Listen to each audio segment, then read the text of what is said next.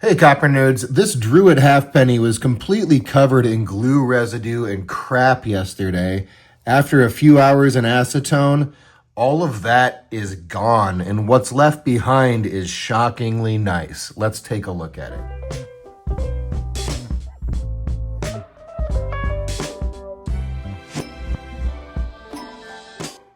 So before we take a look at close-ups of where things stand at the moment, let's go ahead and take a look at some footage from before we dipped this in the acetone.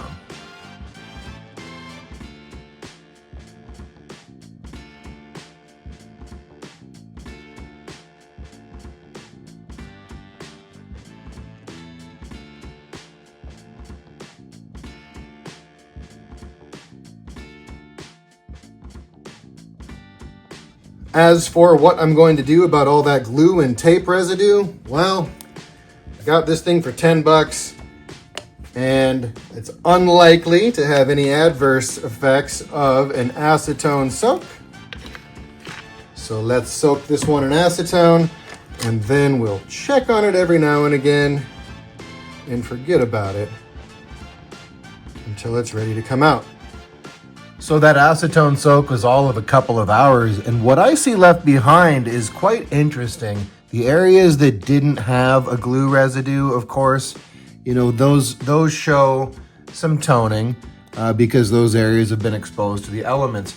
What was underneath of the glue and junk that came off with the acetone, what I'm seeing so far is like a nice bright blue toning, which is something we've seen before, and I believe it was the D&H 96 from the Druid Horde. Let me pull it out and check. It's either the 90 or the 96. And this is the 96, which I have not looked at since I tucked it away. That one's got some purple and blue around the rim on this one. Are you seeing some of those colors popping there? Look at that. So that's a purple and blue, which is fairly comparable to what we're seeing on the Halfpenny, which is a little more of a deeper blue and purple. But I want to point out the similarity in toning color because it's not something that we often encounter in copper. But the coin that I'm holding in my right hand is fresh out of a horde. So this is an authentic color for one of these druids to take on. Well, with that, I think what we need to do is take a look at some photos in natural light. I've yet to even take this thing outside and look at it myself. So I'm gonna step out, get some photos, and I'll be right back with you.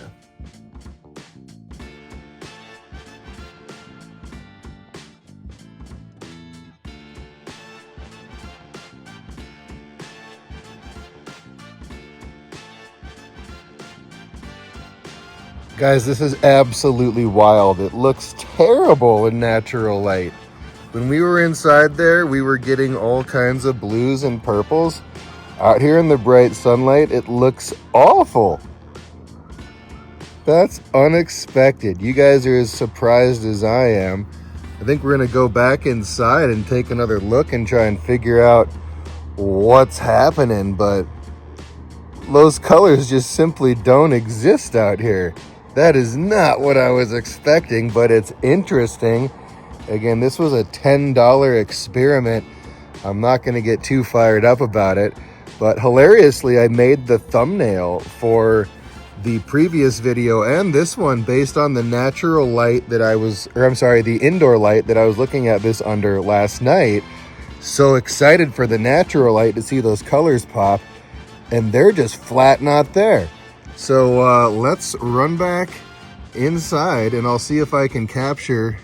Wow, that has the flip over rotation. I've had to get used to druids not flipping, but this is like a US coin where you'd flip it over the top. That's weird. Okay, lots of little mysteries this morning. Yeah, there's like this bright blue that's popping out of those fields under artificial light. All right, let's get back inside and check it out. Well, here we are with this, like, what? here we are with these fantastic colors on the reverse. Isn't this crazy, you guys? Look at that, popping with color. Like all kinds of color just popping. And really, I was like, this was last night, me sitting here like, oh, wow, I can't wait to take this outside. See how much more we get from natural light. Holy smokes. This is shockingly disappointing and interesting. And I need to put some thought into it. I'm not going to do anything else. You know, I'm not going to put oil on it yet. I'm going to consult somebody on this. And then I will get back to you with what I find out. That's mint red. It is in the protected areas, right? I'm not losing my mind. That can only really be mint red that was under that glue. There's no circulation to this that I can really tell. Those look like original toned surfaces to me. Why is this happening? I don't understand this at all. Not one bit. I'm so confused. Are you? I absolutely cannot wrap my head around what we're seeing under artificial light being so interesting. When I go outside, it's like a matte brown. Well, we got the sun more overhead than this morning's low angle morning sunlight. And certainly it doesn't look worse than this morning, but it still doesn't look nearly as nice as indoor light. Now we can definitely see the red in the protected areas. Again, I don't believe that's as a result of the soaking removal of the glue.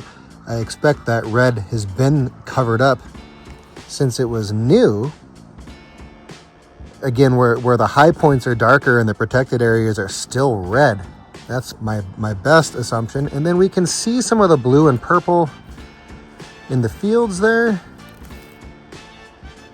Primarily, let's see if I rotate the coin a little bit, if changing the angle of the sun changes any of that. There's more blues and purples and stuff there. Flip this one over. Yeah, there we're still seeing hints of those blues. Again, plenty of, it's not bright red, but hints of red poking through. Very interesting. I'm still waiting to hear back on my consult about what this phenomenon might be before I decide what to do next. But this is a little update that I will toss on the end of the second part to this series. Also an interesting little angle with the sunlight coming in on it. Where the blue is underneath of where the tape or whatever it was. But very, very interesting. Crazy. Okay. Well, this is going to be probably like part 2 and to be continued. Thanks for checking this one out. Hit me up in the comments, and I'll catch you on the next one. Peace.